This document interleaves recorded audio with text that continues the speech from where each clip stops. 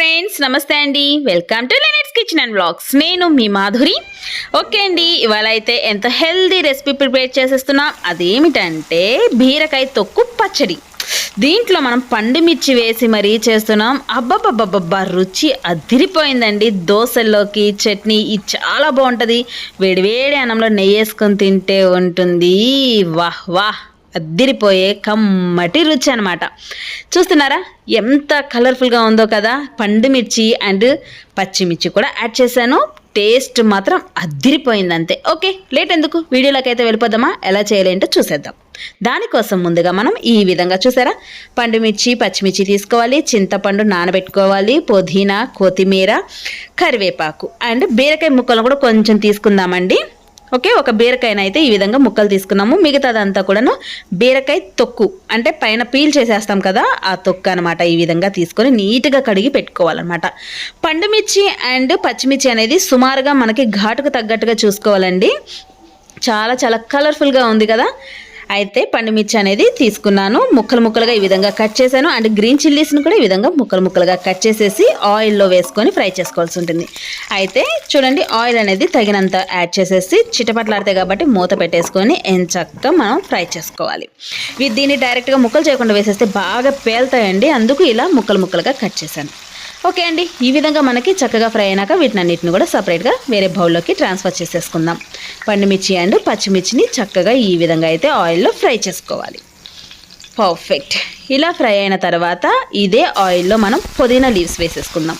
Mint leaves and coriander leaves కూడా వేసేసుకొని అది కాస్త చిటపటలాడిన తర్వాత కర్రీ లీవ్స్ ఫ్రెష్గా కడిగి పెట్టుకోవాలండి. ఈ లీవ్స్ అన్నీ కూడాను అది కూడాను చిటపటలాడిన తర్వాత చక్కగా దీన్ని కూడాను మనం సపరేట్గా ట్రాన్స్ఫర్ చేసేసుకుందాం బౌల్లోకి. అండ్ బీరకాయ తొక్కు అండి, ఇదంతా కూడాను చూస్తున్నారు కదా, పీల్ చేస్తాం కదా అండి, ఇదంతా బీరకాయ తొక్కు. అండ్ ఒక బీరకాయ కూడాను ముక్కలుగా వేసేసుకుందాం.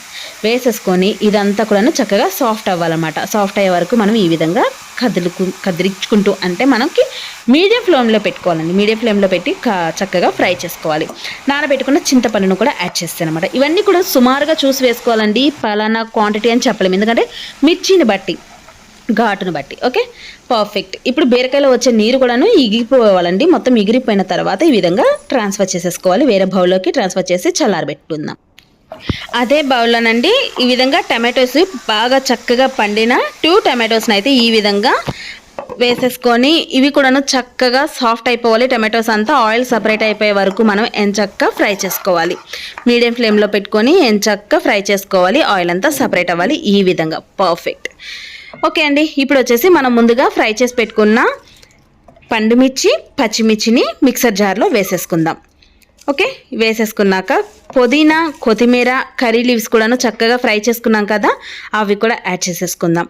అండ్ టేస్ట్కి తగినంత సాల్ట్ అనేది యాడ్ చేసేసుకోవాలి. అండ్ వెల్లుల్లిపాయలు అండి, తగినంత వెల్లుల్లిపాయలు జీలకర్ర వేసేసుకొని కోర్స్గా బ్లెండ్ చేసుకుందాం. Okay, perfect. చూడండి, ఇలా చేసుకున్న తర్వాత బీరకాయ తొక్కు ఉంది కదండి, రోస్ట్ చేసుకున్నాం కదా, ఫ్రై చేసుకున్నాం కదా, ఇదంతా కూడా వేసేసుకోవాలి. వేసేసుకున్నాక మనం మగ్గించి పెట్టుకున్న టమాటోని కూడా వేసేసుకుందాం.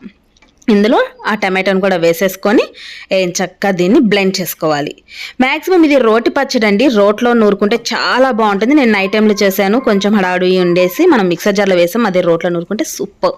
చూసారు కదా, పర్ఫెక్ట్. ఇప్పుడు తగినంత ఆయిల్ తాలింపుకి వేసుకోవాలండి. తాలింపు అందులో ఆవాలు జీలకర్ర వేసుకోవాలి. ఆయిల్ బాగా హీట్గా ఉన్నప్పుడు వేసుకుంటే చిటపటలాడతాయి అనమాట. తర్వాత తగినంత పచ్చెనగపప్పు అండ్ మినపప్పు అనమాట. మినపప్పు గుళ్ళు ఉంటుంది కదండి, అది కూడా వేసేసుకొని బాగా రోస్ట్ చేసుకోవాలి. అండ్ ఒక 2-3 ఎండుమిర్చిని కూడా ఈ విధంగా మనం ఎంచక్కా వేసేసుకొని దీంట్లో ఫ్రెష్గా కడిగి పెట్టుకున్న కర్రీ లీవ్స్ని వేసేసుకొని చిటపటలాడించేద్దాం. ఇలా చిటపటలాడిన తరువాత దీంట్లో మనం కమ్మటి సువాసన రావాలంటే ఇంగువ అండి కంపల్సరీ. ఈ ఇంగువ కాస్త వేసుకోవాలి.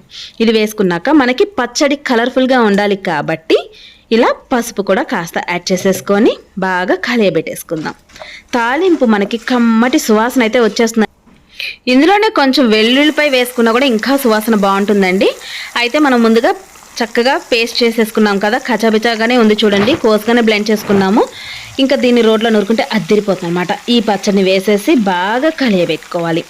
పర్ఫెక్ట్గా అయితే ఈ పచ్చడి ఎమ్మీగా టేస్టీగా అయితే ఉంటుంది ఫ్రెండ్స్. చాలా బాగుంటుంది. ఇది దోశల్లోకి ఇడ్లీలోకి నంచుకుని చాలా బాగుంటుంది. వేడి వేడి అన్నంలో అలా నెయ్యి వేసుకొని తింటే అబ్బా, పండుమిర్చి పచ్చిమిర్చితో చేసిన బీరకాయ తొక్కు పచ్చడి అనమాట. అద్రిపోయే రుచితోటి మీరందరూ కూడా ఒకసారి ట్రై చేయండి ఫ్రెండ్స్. ఓకే ఫ్రెండ్స్, మీరు ఎవరైనా ఫస్ట్ టైం మన ఛానల్ చూసినట్లయితే ప్లీజ్ ఫ్రెండ్స్ లైక్ చేయండి, షేర్ చేయండి, సబ్స్క్రైబ్ చేసుకోండి. మరికొన్ని మంచి వీడియోస్ కోసం stay tune, stay connected. Bye friends.